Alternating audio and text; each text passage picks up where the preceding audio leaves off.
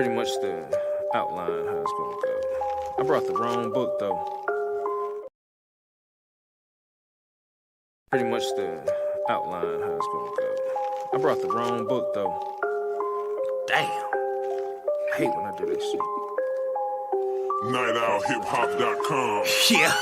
Holy smokes, I'm no joke out the bullpen. Bringing nothing but heat, leave you hanging like clothespins. He's a beast when he goes in, ice cold frozen. The first round draft pick, number one chosen. Drop bombs, explosion, self-promotion. And I keep shit moving like a flanker in motion.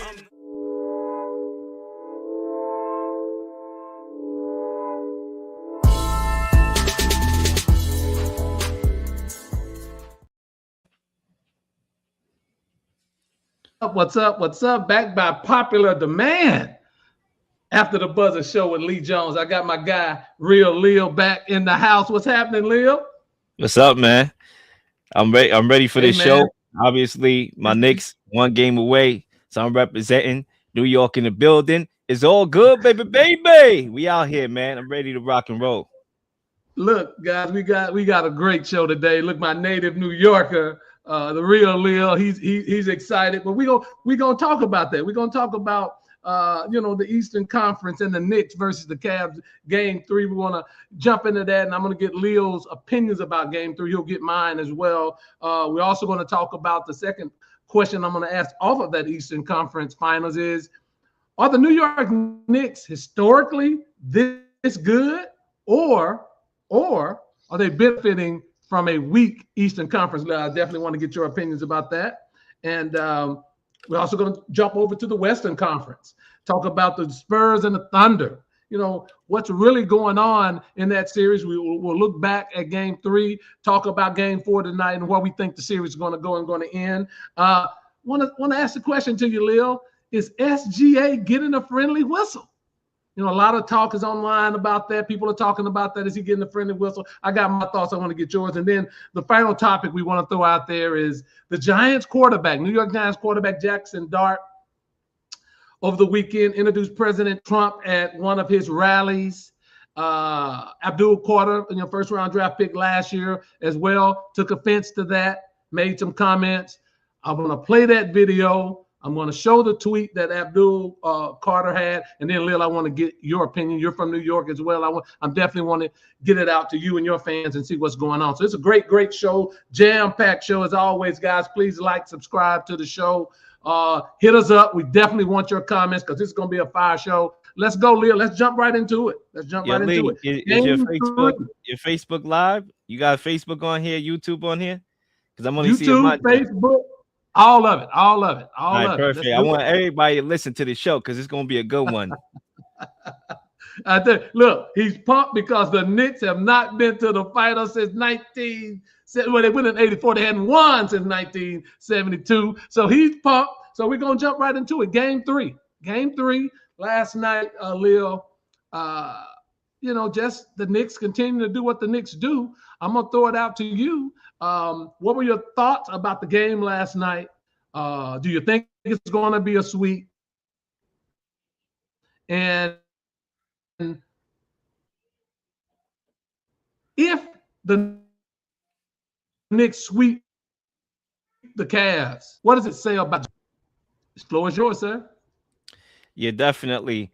I really wanted to bring my broom with me on the show. I ask my niece to bring it down. I might give her a text to bring down the broom. All right, because guess what? We're gonna be sweeping. We're gonna be doing more sweeping than a minimum wage worker. Okay, at a restaurant. I mean, look, the reality is, and I just want to big up my Knicks, man. It's been some hard times, man. It's been some hard times, and only the real ones can relate. Only the Knicks fans can relate to the pain. People see us from outside and they look at us like we these idiots. Like look at these guys climbing on traffic lights and acting up and teabagging alumni that play for our team. I mean, listen, it's pain. What you're seeing is pain. And to have this moment cannot be underestimated. I'm on cloud 9. But if we get to the game, and I want to talk about these games, because in Game 2, I thought the Cavaliers, they won the majority of the battles, right? They won the free throw battle, 32-14. They won the rebounding battle, 42-13, and yet we still won the game. Yet Josh Hart, they left him so wide open, and Josh Hart made them pay. And in this game, we dominated Cleveland in the transition points. We had a lot of transition points. I believe it was 30-10. And when you're not able to get out in transition, when you do get out in transition, if you're the Knicks, it leads to open shots. The Cavaliers can't set up their defense, and they wasn't able to do so. So to me, if I had to give a biggest takeaway, Lee, my biggest takeaway is that the Cavaliers need more from Donovan Mitchell and their outside shooting. Their outside shooting if they want to win. They need more from Sam Merrill. They need more from Dean Wade. He's not playing like Dwayne Wade. He's playing like, I don't know what type of Wade he's playing, but he's not playing how he's supposed to be playing.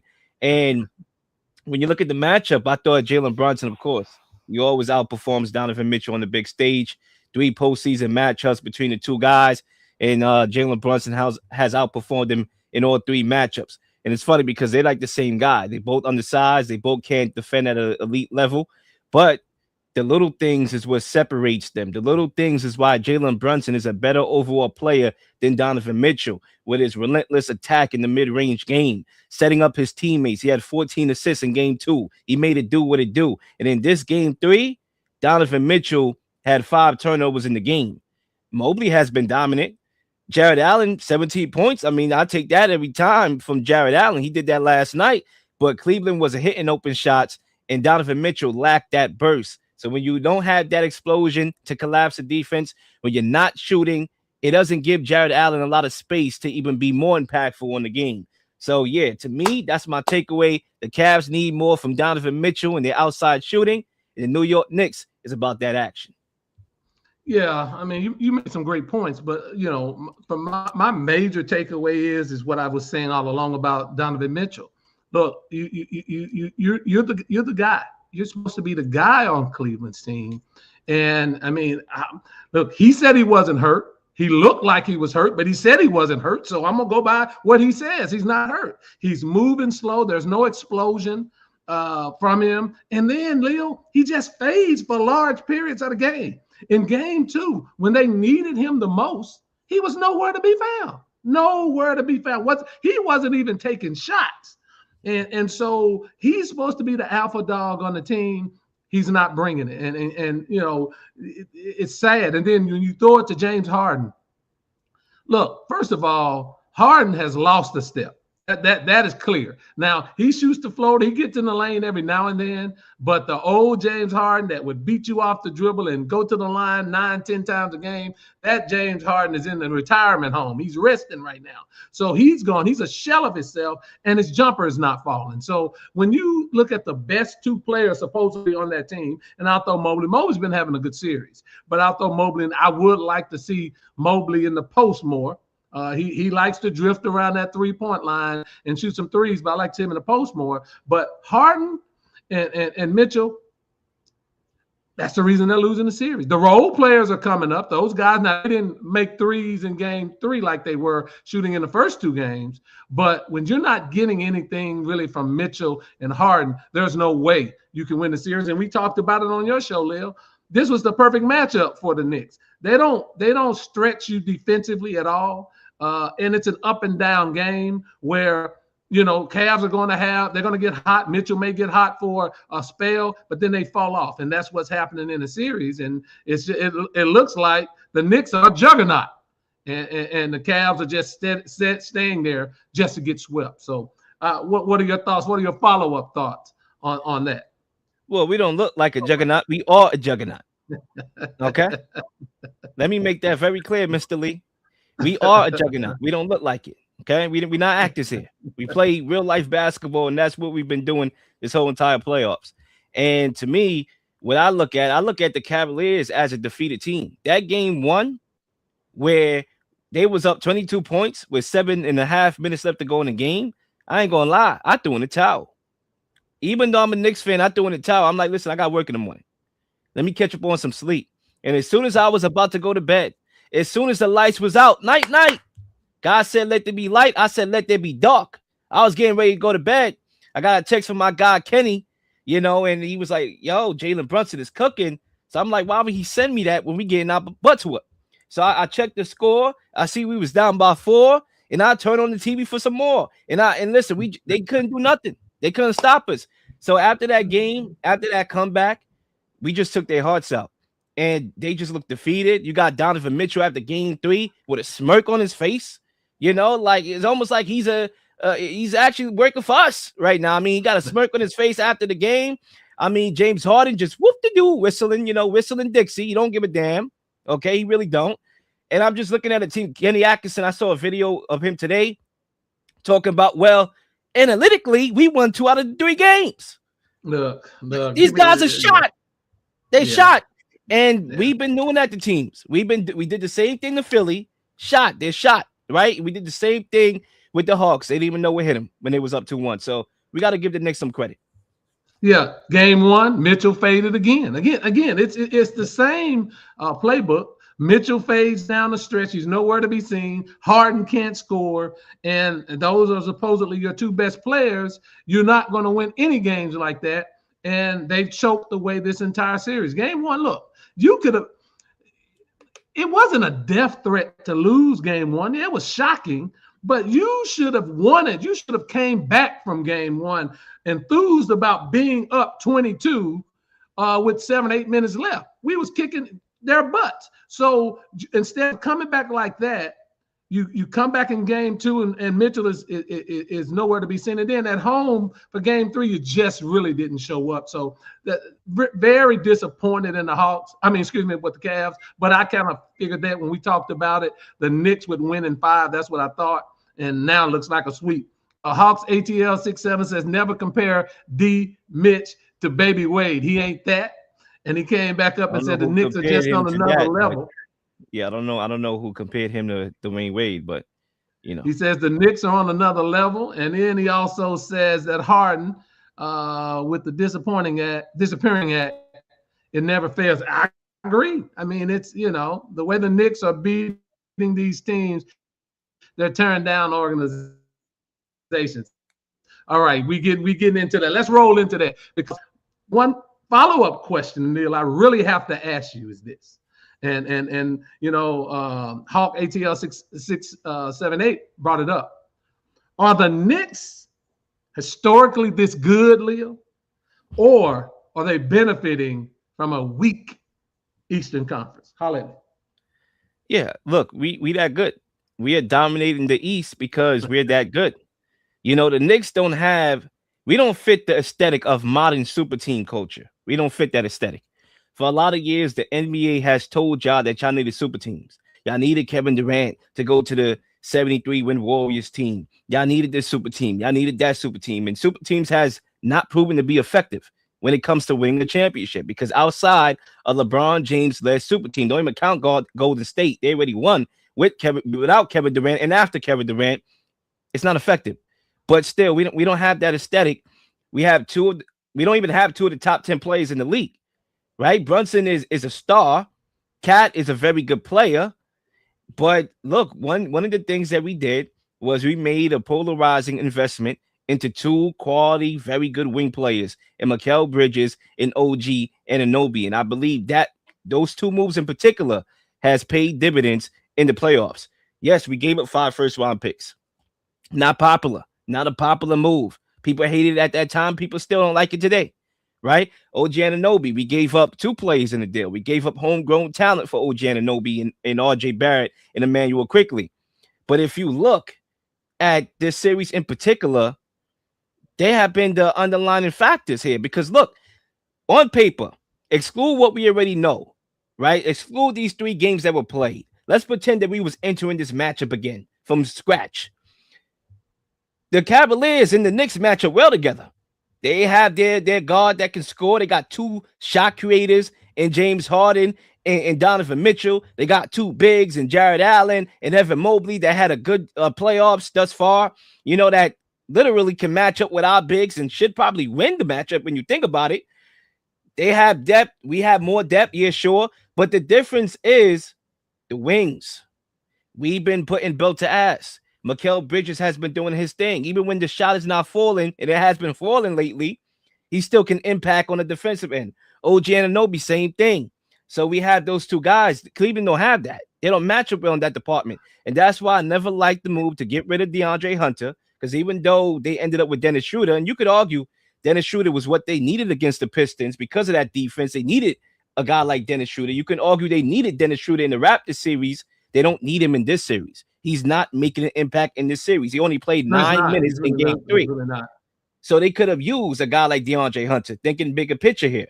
So for me, that's the difference here. So when we come about this, oh, the East is weak. No, it's not. First of all, the Western Conference has always been superior to the Eastern Conference, right? So that's not no big difference here. The reality is the Hawks was 18-2 down the stretch in the regular season.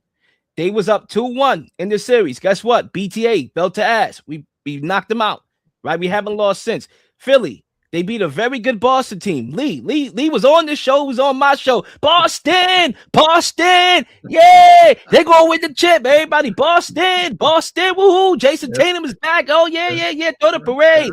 Guess what? They beat Boston in the 7-game series. They won 3 games on their home floor, and we made easy work out of them. Listen, we beat a team so bad, we questioning like, yo, did they even deserve to be here? Same thing with Cleveland. They beat a 60-win Pistons team, but because we look so dominant, it's hard to believe. People can't even fathom that the Knicks are this good. But guess what? Fathom it. Because guess what? We are about to be in the finals, baby. Yeah. Now, look, you Nick, y'all are happy. Y'all are really happy doing your dance. I will give the Knicks some credit, though, Leo. Largest point differential, plus 225 in any 10-game winning streak in league history. Right, regular season or playoff. I'll give them credit. Record winning 10-game streak, 10 consecutive games, a franchise record, and the 10th most. 10 other teams have done that, so great. And then they're closing out teams, right? Only team in NBA history to close out in the closeout game to beat teams by over 30 points. They beat the Hawks by 51, and they beat the 76ers by 30. And then 3-point barrage. Tied an NBA postseason record with 3 points in a quarter, 11, and a franchise record, 25 in a game. So they're balling. They're balling. I give the Knicks a lot of credit. They're balling. But come on, Leo. Look, the East is weak. I mean, you look at the playoff teams. I mean, come on. The East is weak. Philly, you got Joel Embiid down there pulling his leg down the court, one-legged down the court. And it's a shell of himself. Paul George is done. Then you look at the Cavs. I knew the Cavs weren't any good. I mean, I told you it was a wrap if the Knicks played the Cavs. The Pistons would have been a better matchup because defensively they play, but they're gutless. They don't have a number one option really. Cade is you call him that, but Cade fades down the stretch as well. So when you look at the Eastern Conference, I give the Knicks credit for what they're doing because they're putting up historic numbers. I'll give them credit. I just read those off. But if you want to tell me that the competition is the greatest and the highest level, I can't agree with that because I didn't think the Cavs would do anything, and they're not doing anything. And I think the Knicks steamroll into the finals. I will say they're playing great basketball, though. They're playing very well as a team. And they have a closer. They have someone that can get them back in a game as Jalen Brunson did in that first game. And when there is a time to stop a drought or a run, you got Brunson who can do it. And if you have a player like that, similar to SGA, similar to what Wemby should be doing for the Spurs, you're always in it. So I give them credit for that, Leo. I mean, look, the Knicks, the goalpost is always going to move. All right. Back in it. Listen, I don't want to give a history lesson here, right? Because I don't. But when we made the OG trade, I know we won the trade then. A lot of people said we gave up too much.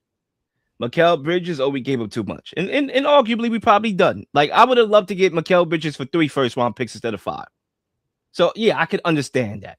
But clearly, in the playoffs, especially after that cold streak, he's been worth every single penny thus far as production.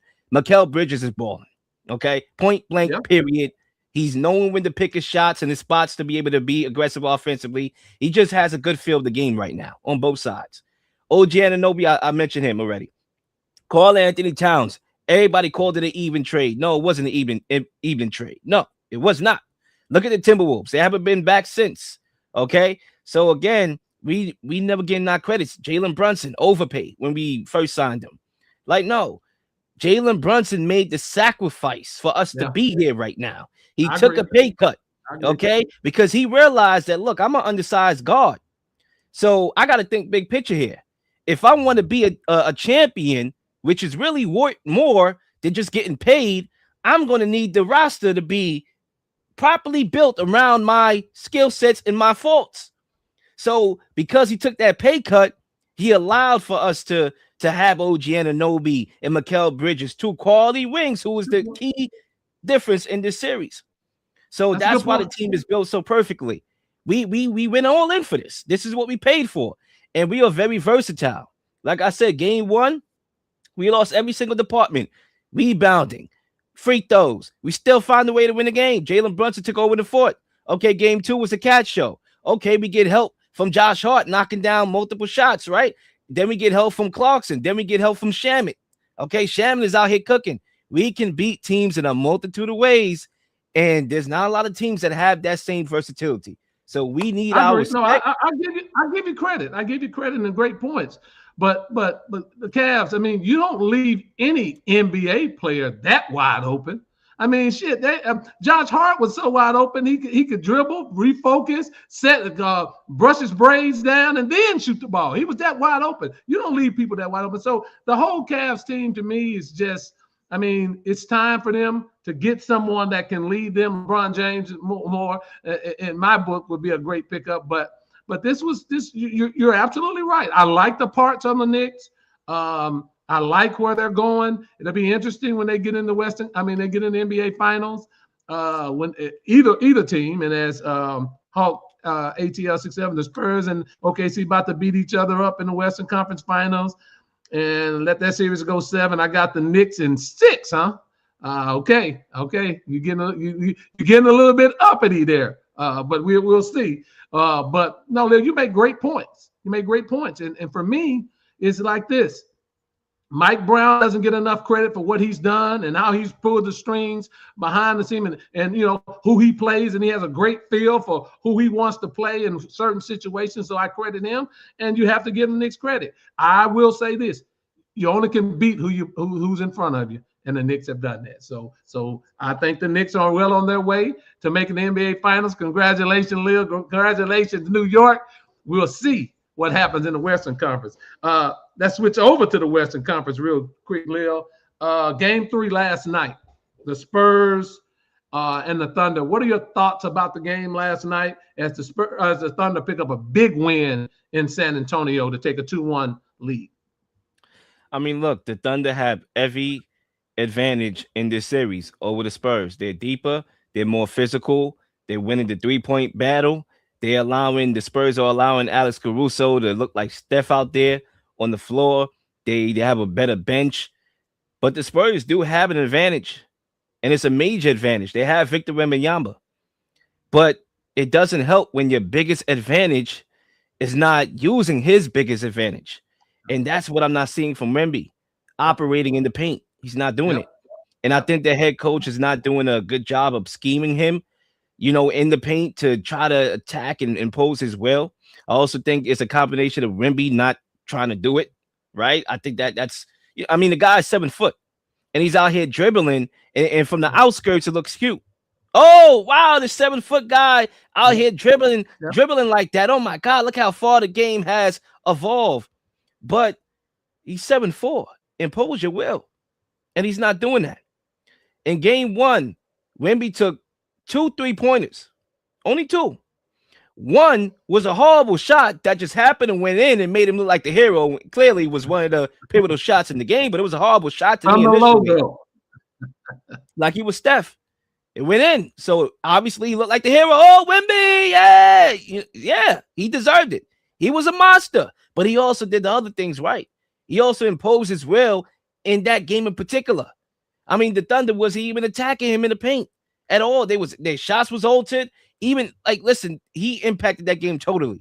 But then in game 2, you look at the numbers here, and he's taken 12 in 2 games, game 2 and 3. So this guy's the tallest dude on the floor.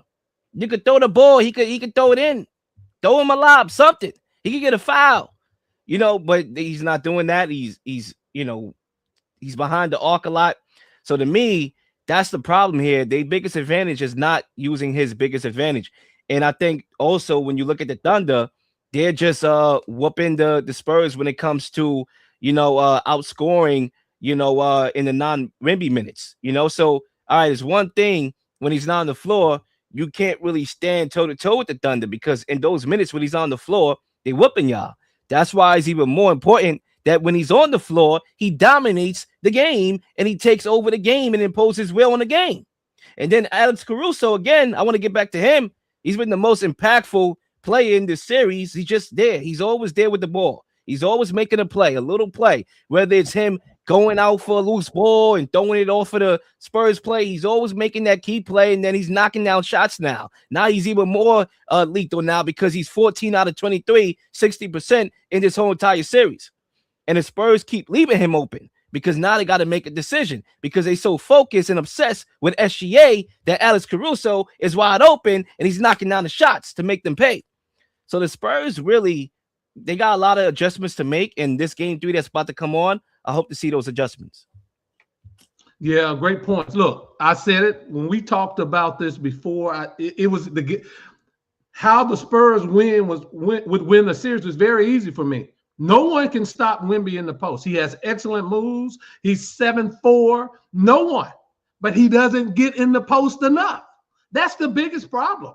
If he doesn't go down to the post, they're going to lose the series. I said it when the series began. It's not a secret. Look, it's all cute what Wemby can do. I love it. To see it, like you said, Lil, is it's phenomenal. The guy that big that can handle, but you're not going to win the NBA championship or this series with Wemby shooting threes, with Wemby shooting more shots outside of the paint than in the paint. You're just not going to win. They have phenomenal guard play, Castle and Vassell. They're both great, and they can get whatever they want if Wemby touches the ball in the post and they move that ball very quickly. They haven't done that, and that's why they lose it, right? And look, they shoot way too many threes, get the ball into Wemby, let Wemby be the most dominant player in the series. And we talked about it.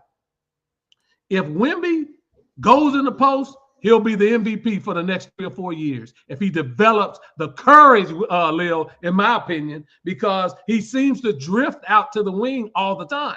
So you got to have courage to be beat up down there and getting hit and falling to the ground.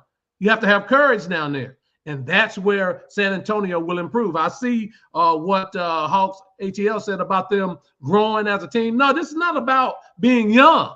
This is about testing the manhood and character and getting Wemby to play in the post. If he plays in the post tonight, you'll see a different result. If he doesn't, they'll be down 3-1, Lil. No, I agree. And it's all about mindset. Look, Hartenstein has been doing a very good job on Wemby. Now, he's getting away with a lot. We'll talk about that in a few minutes in our subtopic here. But he's still doing a very good job on Wemby. It's up to Wemby's mentality to go in the post and take on Hartenstein. And it's also up to the coaching to run plays to get him in the post as well. Another thing that's been alarming when it comes to the Spurs, and listen, I'm all Spurs right now because I'm a Knicks fan. And I'll be honest with you, I don't want to see OKC. Not because I don't believe in my team. I just don't want to see them. Because all this, failing, and we'll talk about that. I'm not even going to get started on that right now. We're about to talk about that. I want to see the Spurs. So guess what? I'm rooting for the Spurs. I'm giving them the blueprint. Stephen Castle, his turnovers has been crazy.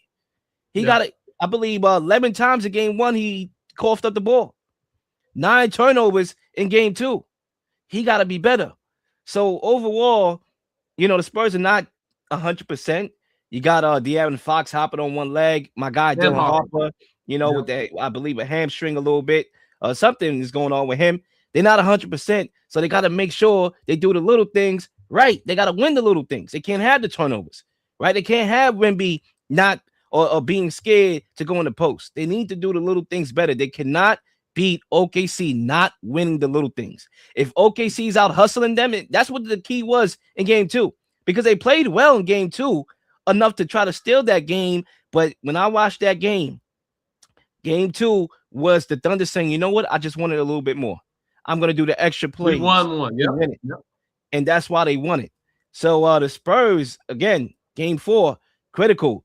I expect them to bounce back. I expect Wemby to play with a level of aggression. I expect them to not turn the ball over as much. And they should definitely do the little things better at home. Because if they don't, they will go down 3-1.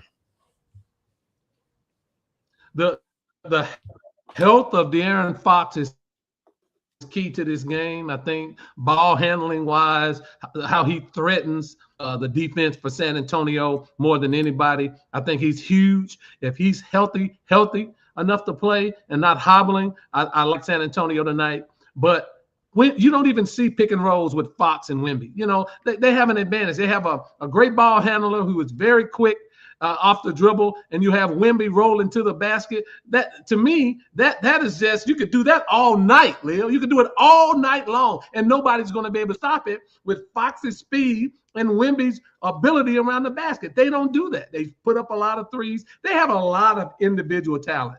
I mean, six man of the year Johnson, you got Fauci, you got they have a lot of individual talent, but it's about winning the game, Leo. And it's about what you need to do to win the game. And then I blame, to your point, coaching matters in that situation. Slow it down. Call plays for Wemby. Call the pick and roll for Wemby and De'Aaron Fox. That's the way they can win the series. They're certainly capable of winning a series. It's about the little things to do to make sure you win the series, and they're just not doing those things. So it's going to be very, very interesting how Wemby comes out.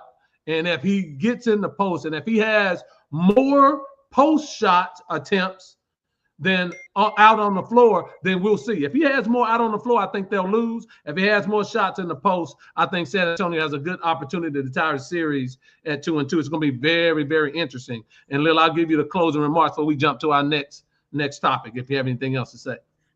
Yeah, man, I'm ready to get into this style of play. All right, let's do it. So our fourth topic, we're going to stay with OKC and San Antonio. But my question to you, Lil, is SGA getting a friendly whistle from the refs in the San Antonio Thunder series? Is how he plays, are the refs giving him the superstar treatment? Is he getting a friendly whistle? And I'll throw it back to you, Leo. Yeah, it's obvious. And, I'm going to give it to you real. Listen, I believe it was game 2. It might have been game 2 or 3. It might have been somewhere, probably both of the games, right?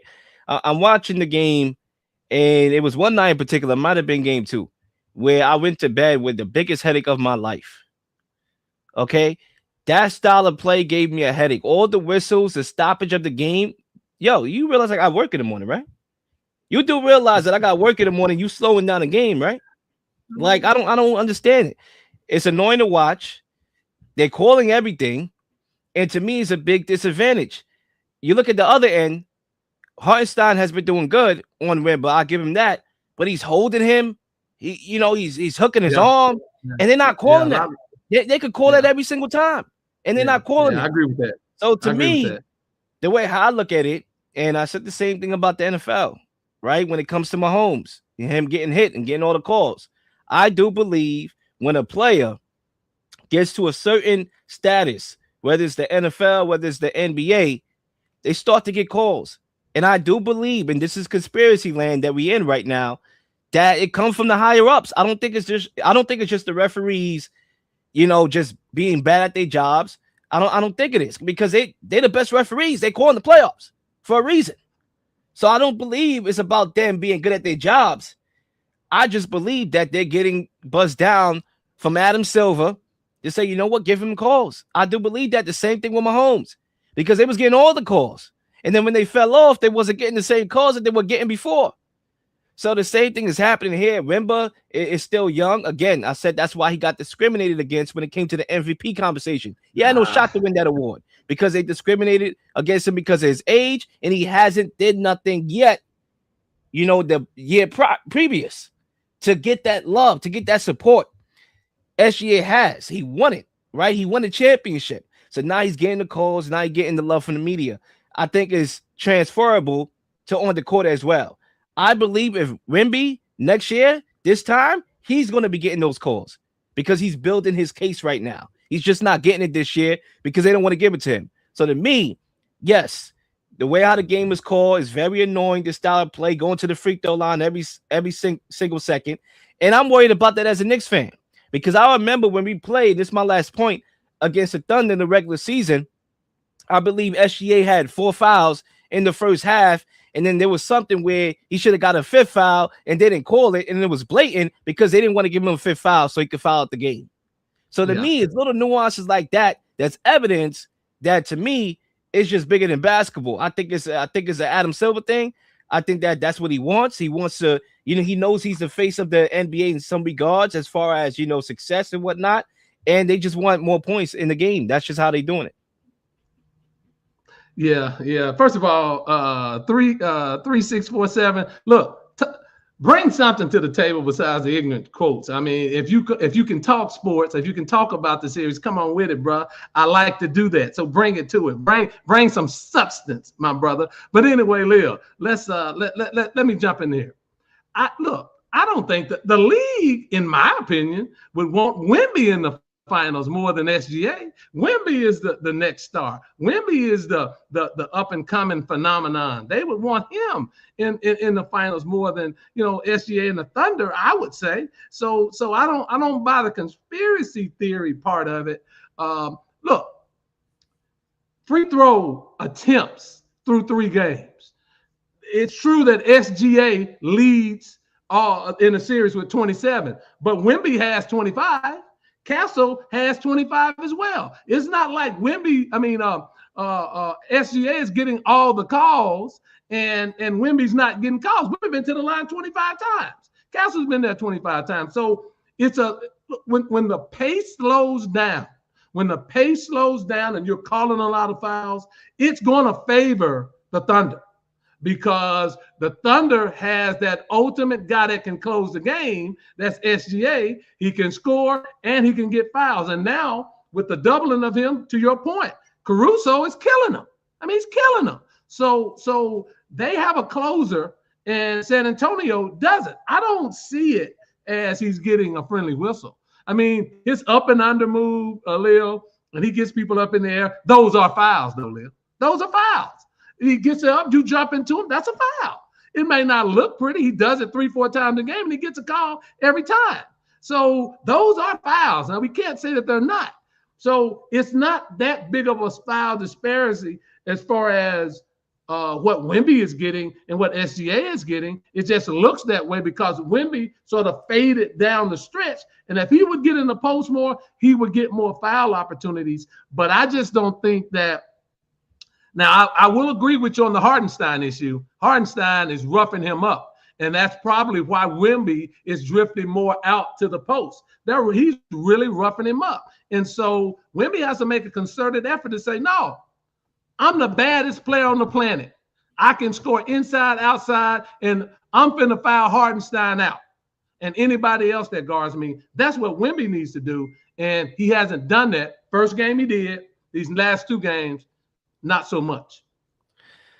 I mean, look, Lee, number one, firstly, you got trolls in your comments, and this idiot here is getting on my last damn nerves. Don't worry about it, that's man. number Don't worry one, about it. right? Let's keep it moving. Clearly, he don't know anything about the game of basketball, but all he want to do is talk shit. His mama should have swallowed him, okay? Literally. All right, he's probably a dude in his basement that don't got a job, that just want to sit here and troll on people's platforms.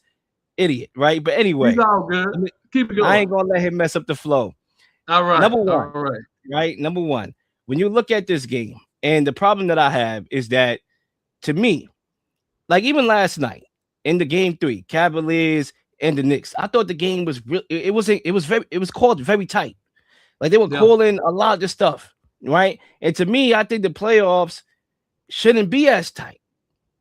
I don't think so. I think that you should be able to hold the whistle a little bit in the playoffs, allow for some physicality. And that's why the game, to me, is not as enjoyable as it once was in the Jordan days. That's why a lot of people keep complaining about the product of the NBA, because anytime you hit somebody, it's a whistle, foul. That's not a fun style to watch. It's very exhausting. Listen, the series started off amazing. It was like two heavyweights, Ali Frazier going back and forth. It was a spectacular game one. I thought game two, for the most part, was a very good game. But then we got to that part of the game, and it just sucked the life out of me watching the game. And then I became tired. I had a headache or whatever. So again, he's getting a lot of calls. And I think the Thunder is going to have to adjust. Listen, they're paying a lot of attention to SGA. SGA does have them in a frenzy. And look, I got to give credit where credit is due. That's SGA greatness as well. Yeah. But they're so directly focused on him that they are leaving guys open on the three-point line, including Alex Caruso, who's making them pay. So I'm very curious tonight to see how the Spurs come out, if this affects them and they mental.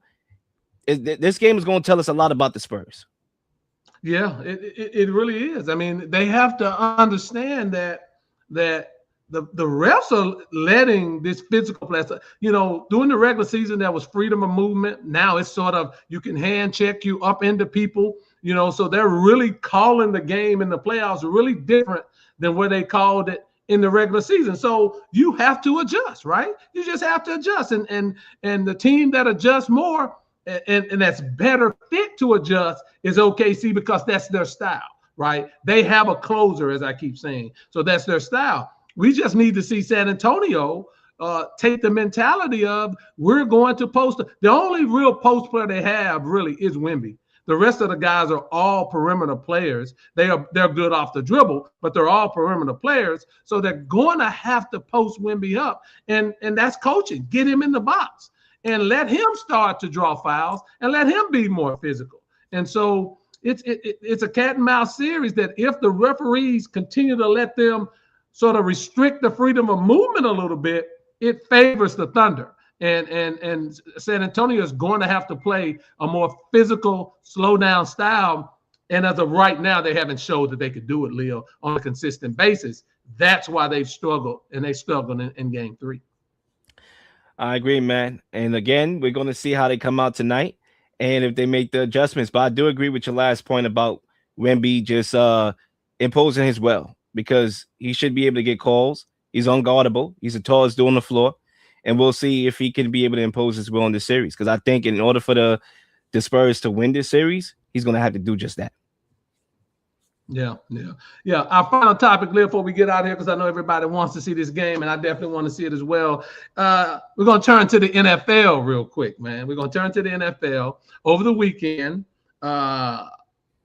President Trump had a rally in the New York metro area, and the Giants quarterback, Jaxson Dart, was in the headlines. He introduced President Trump at the rally, and one of his teammates, first-round draft pick, Abdul Carter, had a little pushback. I'm going to play this video, Leo, and then we'll jump back. Abdul Carter is going viral after calling out his own quarterback, Jaxson Dart, following a controversial moment involving President Trump in New York. During the event, Jaxson Dart introduced Trump ahead of a speech, and the clip immediately started spreading across social media, especially after Abdul Carter reposted it with the message, "Thought this shit was AI. What we doing, man?" Honestly, a lot of fans were shocked seeing a former first-round pick publicly react to his own quarterback like that. Usually situations like this stay private behind the scenes, so the fact Abdul posted it publicly instantly turned this into a huge online discussion. Some people online are agreeing with Abdul and saying the situation felt random and unexpected, while others are defending Jaxson Dart and saying athletes should be allowed to support whoever they want politically. What also makes the situation crazier is that Jaxson is expected to be one of the faces of the Giants organization moving forward as the starting quarterback, while Abdul Carter is also one of the team's biggest young stars.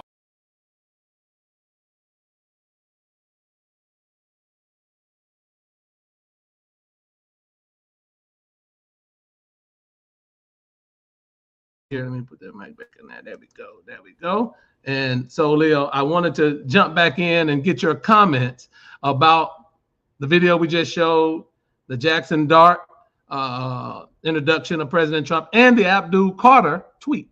What are your thoughts? You can hear me? I can hear you. Yeah, go ahead. All right, perfect. I mean, look, man, to me, when you talk about this topic, the NFL, I think in general, and players in it, they want you to stay out of politics when you don't promote their politics, right? I think that's where we can start. First of all, when you look at Abdul Carter, I'm looking at his tweet and I'm just asking, what's the point of his tweet? You know, I don't understand it because, number one, whether you like him or not, Donald Trump won the popular vote. So clearly, you know, there's support there. Now, this doesn't have to get into if you're Republican, if you're Democratic. He won the popular vote. The election wasn't rigged. He won it. So I'm looking at his tweet like, you know, what's the point? What are we trying to convey here? Because I feel like a lot of players and a lot of people in general right now, anytime your politics differ from the norm of what society has told you politics should look like, especially in the black community, it almost feels like a betrayal. Everybody look at it like a betrayal. Oh, you know, Jaxson Dart betrayed me. How? That's his guy. Do you know that people to be able to speak for a president at a rally, that's a privilege. In the same way that how in sports, when you win a championship, you get invited to the White House. But now we live in this culture where that's not a right anymore. You got Jalen Hurts and AJ Brown. Oh no, I pass. Devontae Smith. That's a high honor right there. I always wanted to visit the White House. I just want to see how it looked. Right. So to be honest with you, I don't understand what Abdul Carter, why he tweeted what he tweeted. I think we live in a society where politics is just splitting people down the middle. And I don't know why it is. Because to be honest with you, every president the last couple of years to me has sold out the American people.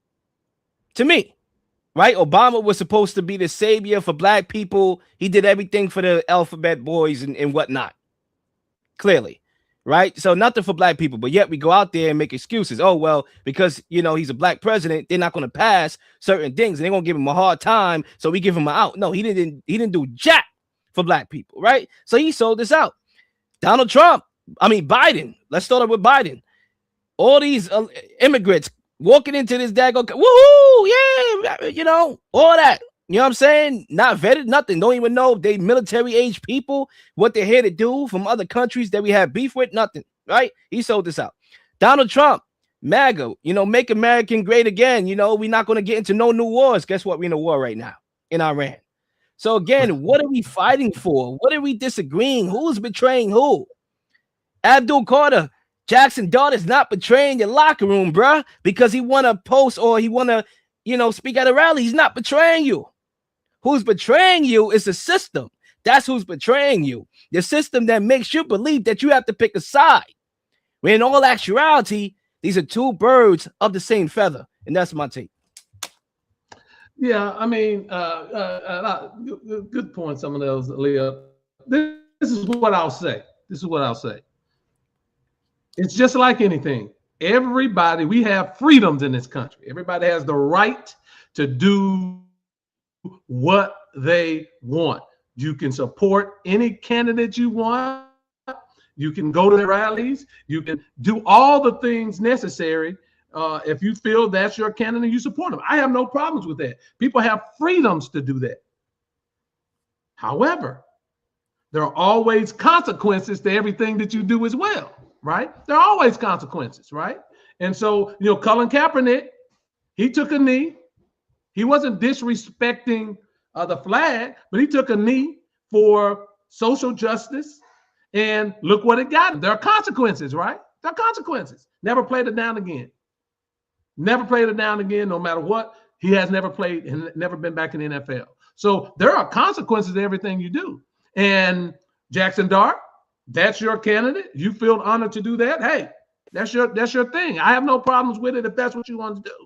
However, you cannot have a problem also when one of your teammates pushes back on what are you doing, because he has different views, right? Or teammates. So when you look at it, that could drive a void in the Giants locker room. Whereas Jaxson Dart initially was fun loving, doing the gritty, doing all that stuff, right? Doing the gritty, looking good, you know, wearing a chain like all of the other guys and all that. Now his players may see him in a different light. That's why you need to stay politic neutral in these locker rooms. Politics neutral. You have to focus on what you need to focus on, even during the season and in the off season. And too many times, you know, it wasn't like this years ago, but recently, right? Too many times these things have crept up. Think about this. John Harbaugh last year went to a Trump rally before the season last year with the Ravens. And now all of these different things come up. Things are reported in the media. Players now, they don't like Harbaugh, it's reported. Something's going on, and he's out for whatever reason. These things happen. And when you bring it in, there are consequences to everything you do, Leo. And to Mr. Jaxson Dart, there are consequences. Now, I know Abdul sort of squashed it because probably somebody told him to do it. But you can't tell me that there's not going to be lingering resentment from him and other players in that locker room. And my point is, what's the point? I'm not saying that Abdul Carter was, he shouldn't have the ability to tweet, right? Just in the same way that I wouldn't criticize Jaxson Dart for who he speaks at a rally for. What's the point? What are we debating about? What are we fighting about? You see, if Harbaugh could go to a Trump rally, if Jaxson Dart could go to a Trump rally, and we put that under a microscope, all right, we different religions, right? Some people go to the mosque, some people go to the church, or we putting that under a microscope. Is there consequences for that? Clearly, Abdul Carter is a Muslim. You could tell by his first name. You could tell by what he wore during the draft when he got selected to the NFL. Clearly, he was able to be expressive because he wanted to show the world that that's his religion. Fine. Am I going to fuss about that? No, I'm not. So it's the same thing when it comes to political. Political and religion is two different things. Two of the same things. It's a little different, but it's similar because everybody believes that what they believe is the correct way. Christians believe that if you question anything about the Bible, that you are, you're inferior and you're going to hell, right? Whether you're a Muslim and you're a good person, whether you're Hindu and a good person, doesn't matter. You're going straight to hell. Why? Because you don't believe in my God. The same way how it could be when it comes to politics, because you like Trump and there's this narrative that's pumping out there that Trump is a racist, and guess what? You must be too. Screw all the politics. Screw what politics he ran on and whatnot. You're racist because guess what? You like Trump. But what Abdul Carter got to realize is that whether or not you believe that's true, Trump has black friends and allies. Mike Tyson, Tiger Woods, I believe a couple other black people as well. So this narrative, at the end of the day, is narrative. So again, when you talk about the NFL and Colin Kaepernick, you brought up Colin Kaepernick. There was consequences, like you said, because what he did was political. When he took a knee was political, right? And look, at the end of the day, the NFL, they had this narrative or whatever, and they suspended him and whatnot. Cool, but now it's cool again. Now it's cool to kneel. They encourage you to kneel. Now they get political. So again, we cannot say politics should be out of sports when it doesn't fall in line with our politics. So when Black Lives Matter is painting on the field, and the rainbow colors is painted on the field, and my guy from the NBA that just got let go because of his remarks about the LGBTQ and the alphabet, again, it's somebody controlling the narrative, and we can't do that. And that's why I always like when players express how they feel, because guess what? This is America. This is the core principle of America, that anybody could come here and work and make a good life for themselves. Anybody could worship who the hell they want to worship. And in some ways, if you want tampons in certain boys' bathrooms, I guess that's, even though I don't believe in that, that's not my place to decide whether or not there should be tampons in boys' bathrooms, even though I don't think it makes sense to do that. But guess what? If you believe it, you believe what you want, just like how you believe there's a God in the sky. At the end of the day, and my point here, I know I'm going on a tangent here, I don't get Abdul Carter's tweet. I don't know why he think it was supposed to be AI, why he think he felt betrayed. At the end of the day, politicians, Democrats, Republicans have been betraying the American people for over the last decade. And that's just what it is.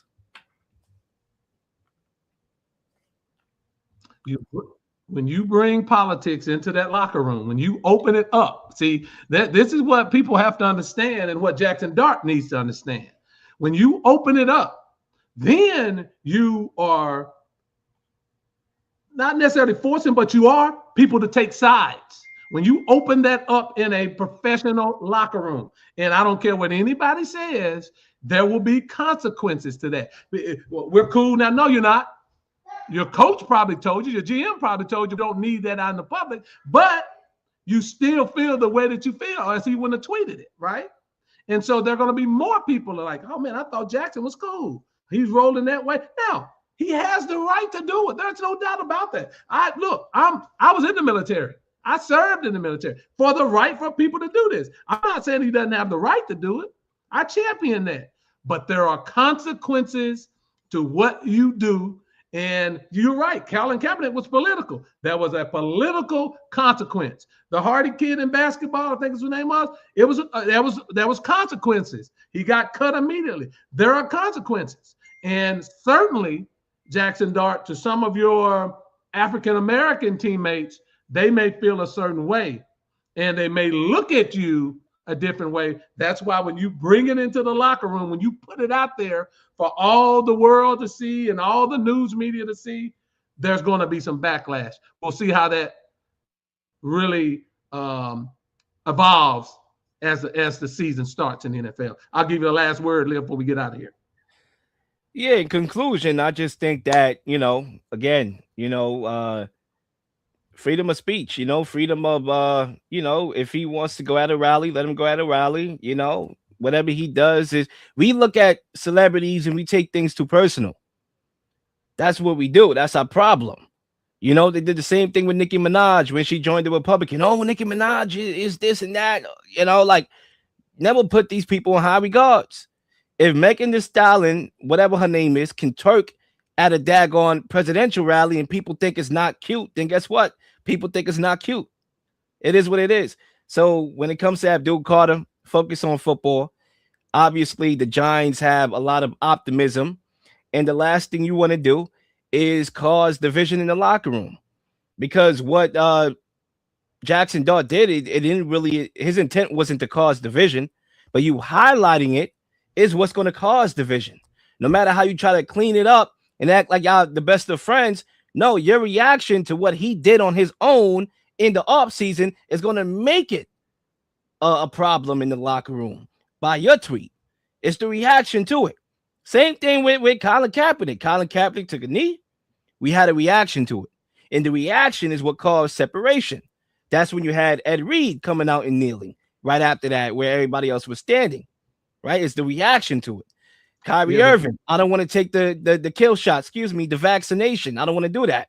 Right? Well, guess what? The reaction of his teammates is what causes friction in the locker room, because he did an act. He made his decision. We all have choices. We all make them. But it's the reaction that caused the trickle-down effect. And that's just what it is. It's the introduction of the act too, Lil. We have to, because just as Jaxson Dart has the right to go to the Trump rally and introduce him, Abdul Carter has that very same right to say and tweet that I'm against it. So who was the conduit that introduced what to the locker room? I guess that's what I can say. I think they have to sit down and have a conversation with the entire team, because again, it's madness, that's going to cause problems. It's madness. You're in the NFL with people from different cultures, right? People with different religions, different political views, and the fact that we live in this society that we get sensitive when people don't see politics the way how we see it. That's the problem with this country. That right there. Abdul Carter is a microcosm of exactly what's wrong with society today. He just literally put it to the forefront right there. I disagree with that. But let me say this about because I think Abdul Carter has just as much right as Jaxson Dart to voice his opinion. Obviously, when Jaxson Dart accepted the invitation, he knew that this was a controversial thing to do. This wasn't like just a random, I'm going to do it. He knew that this was going to be controversial. So he knew that there's potentially going to be some backlash to it. He wouldn't have accepted that in that regard, being naive enough to say that it wasn't. But let me say this: the one thing about the NFL is always about the shield. That's why the dress code is the way it is. That's why they don't let you wear certain things. That's why they don't let you do A, B, and C. And people understand that if you want to stay in the NFL. And so that's how the NFL views it. This is more of a team thing right now. It's not necessarily a whole NFL thing. The Giants are going to have to get out ahead of it. You see, before it becomes a problem. And, as a Cowboys this is my last point officially. It does, but they're going to definitely have to get it. Yeah, this is my last point officially. You see, the problem is not really politics, right? The problem is we are so dumbed down to the point where we look at certain things and get offended by it. We wasn't getting offended about what your political views were before. Now we are, because now we live in a sensitive society. Now we live in a trolling society. Dust, look at your comments. You have this idiot, HDH. Listen, he got a funny name. Right, we don't have the real names anymore. We have the trolling names, right? We just, everything is little, everything is HDH, FS31. Like, where's the context there, bro? Yeah. I'm the real Lil. I stand for something. You right here got all these numbers and letters. You're an idiot. Okay, we have idiots like this guy in the comments that all they do all day long is be on somebody's platform and troll. Like, they got time. Listen, I don't even got time to be trolling other people's platforms. You know what I'm saying? Because I got something to do with my life, whereas this idiot here does. So the fact that Abdul Carter has the time to worry about what Jaxson Dart is doing at a rally, to me, it makes no sense. And I'm not saying he doesn't have a right to tweet. I'm not saying Jaxson Dart don't have a right to do what he do. But again, I don't get it. I don't understand it. What is Jaxson Dart doing to you as an individual? He's just out here doing what he felt was right at the time, and you should leave it alone. Yeah, I think it's about what people some of the things that you said, I do agree with, Lil, when you look at the sensitivity of people now. But people have taken that, the line in the sand has been drawn with this president, and you see it every day. When someone comes out, there's a backlash, and that's unfortunate. But the line has been drawn, and that's something Jaxson Dart's going to have to deal with. Look, guys, this has been a great show. My guy, Lil, always brings it. I love Lil because he's going to bring his unfiltered opinions. That's what I like on this show. You bring it, you shoot it, we talk about it, you fans chime in. It's been a great show. As always, like and subscribe. Tell a friend about it. I need some more subscriptions, guys. Get out there and subscribe to the show. Lil, tell the people how they can see you every week doing your thing, man. Definitely the Real Lil Show. We out here, Real Lil TV. We be producing content on there, and we just be giving it real, man. We don't be going with the narratives. We don't be walking at their line. We just shoot it. That's what we do. We like Klay Thompson. Excuse me, not Klay Thompson, the old Klay Thompson. We like Steph Curry. We just shoot it, and that's what we do here. So, and we slay trolls, right? So we the troll slayer here as well. We don't do it trolls. So, yeah, Lee, thank you for having me on, and until next time, man. Yeah, it's been a great show. This is my guy, man. I love him, man. I love doing the show with him because, the real and Real Lil is real, and I love it. I love a guy that's real, that we can talk sports, we can disagree or agree, but we come at it and we love the debate. So, guys, for my guy Real Lil, I'm Lee Jones. Let's watch this game 4, see what the Spurs are going to do. But this has been After the Buzzer Show with Lee Jones. We'll holler at you next week. Stand up, New York.